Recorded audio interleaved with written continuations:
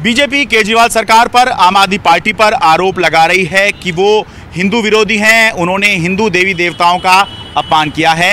केजरीवाल सरकार के मंत्री राजेंद्र पाल गौतम का एक वीडियो वायरल हो रहा है जिसमें वो एक शपथ ग्रहण समारोह में दिखाई दे रहे हैं और इसमें ये कहा जा रहा है कि हम हिंदू देवी देवताओं को नहीं मानते, ब्रह्मा विष्णु महेश को नहीं मानते, गौरी गणेश को नहीं मानते हैं। तो इसके आधार पर बीजेपी आरोप लगा रही है कि केजरीवाल सरकार जो है, आम आदमी पार्टी जो है, वो हिंदू विरोधी है। कि वरिष्ठ नेता और अरविंद केजरीवाल सरकार में मंत्री, जिनका बहुत ही नफरत फैलाने वाला बयान उन्होंने 10,000 की भीड़ के अंदर दिया है, जिस तरह उन्होंने हिंदू देवी देवताओं के प्रति अपमान का भाव दिखाया है और उन्होंने जिस तरह से नफरत फैलाने का काम किया है, वो सिर्फ निंदा करने योग्य नहीं, उसके लिए उनको सजा मिलनी चाहिए। जो वीडियो वायरल हो रहा है वो सही है। ये वीडियो 5 अक्टूबर का है जिसमें केजरीवाल सरकार के मंत्री राजेंद्र पाल गौतम एक धम्म दीक्षा समारोह में शिरकत करते हुए दिखाई दे रहे हैं। इस वीडियो को देखिए, फिर आगे की कहानी सुनाता हूं आपको। दिल से और पूरे जोश से आपको ये 22 प्रतिज्ञा बोलनी है। मैं ब्रह्मा विष्णु और महेश को कभी ईश्वर नहीं मानूंगा, और ना ही उनकी पूजा करूंगा। मैं राम और कृष्ण को ईश्वर नहीं मानूंगा, और ना ही उनकी कभी पूजा करूंगा। मैं गौरी गणपति आदि हिंदू धर्म के किसी भी देवी देवताओं को नहीं मानूंगा, और ना ही उनकी पूजा करूंगा।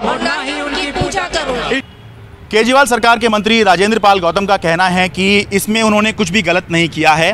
दरअसल 14 अक्टूबर 1956 को जब बाबा साहब भीमराव अंबेडकर ने हिंदू धर्म का त्याग किया, इस वजह से कि हिंदू धर्म में उनके साथ अत्याचार हो रहा था, भेदभाव हो रहा था, तो उसके चलते हिंदू धर्म का उन्होंने त्याग किया और बौद्ध धर्म उन्होंने अपनाया। तो उस समय उन्होंने 22 प्रतिज्ञाएं दिलवाई थी और उन्हीं 22 प्रतिज्ञाओं को जो है हर साल जो है दशहरे पर प्रोग्राम होता है, तो उसमें उन्हीं 22 प्रतिज्ञाओं को जो है दिलवाया जाता है। और इसमें भी ये जो इवेंट था, इसमें भी उन्होंने इन्हीं 22 प्रतिज्ञाओं को दोहराया है। बीजेपी का जो आरोप है वो सरासर गलत है। 1956 में चूंकि पूरी जीवन डॉक्टर बाबा साहब अम्बेडकर जी ने जाति की वजह से उत्पीड़न झेला, यहाँ तक कि उनके सामान को बाहर फेंक दिया गया बड़ोदरा में 23 सितंबर 1917 को। वहाँ उन्होंने संकल्प लिया था कि मैं अपने पूरे समाज को हजारों साल की गुलामी से आज़ादी दिलाऊंगा।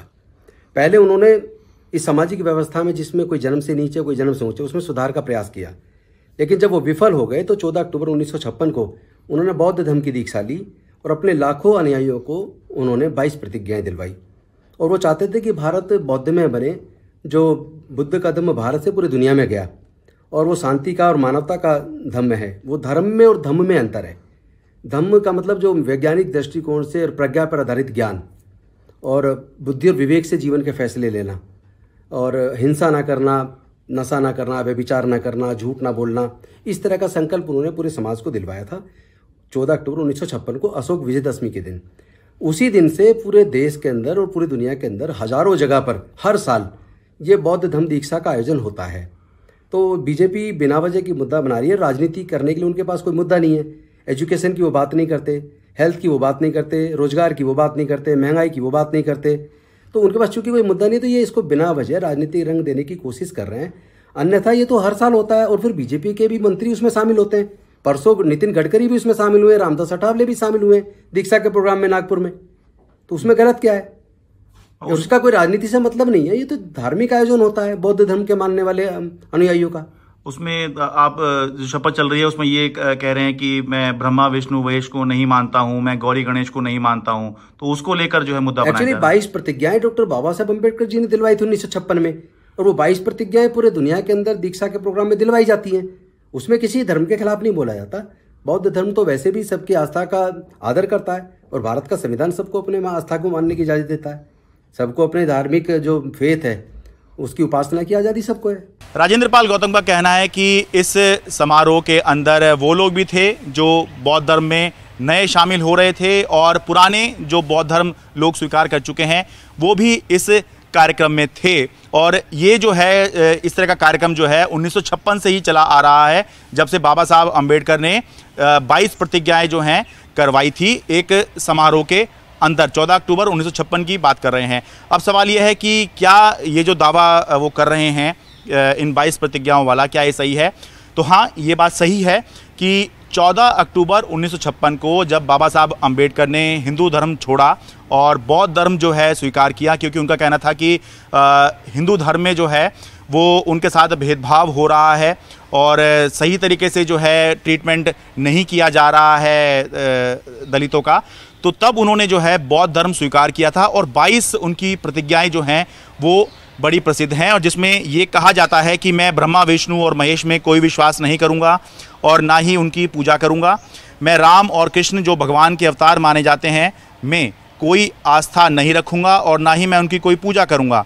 मैं गौरी गणपति और हिंदुओं के अन्य देवी देवताओं में आस्था नहीं रखूंगा और ना ही उनकी पूजा करूंगा। तो ये बात जो वीडियो में दिखाई दे रही है ये उनकी प्रतिज्ञाओं में शामिल है। लेकिन इसमें साथ में ये भी इसमें कहा गया कि मैं जो 22 प्रतिज्ञाएं थी उसमें ये भी कहा गया कि मैं ये नहीं मानता और ना ही कभी मानूंगा कि भगवान बुद्ध विष्णु के अवतार थे और मैं इसे पागलपन और झूठा प्रचार प्रसार मानता हूँ। तो 22 प्रतिज्ञाएं जो हैं उन्होंने करवाई थी, जिसमें मनुष्य की समानता में विश्वास रखता हूँ, ये बात भी थी, और मैं समानता स्थापित करने का प्रयास करूँगा और मैं बुद्ध द्वारा निर्धारित परमितों का पालन करूँगा।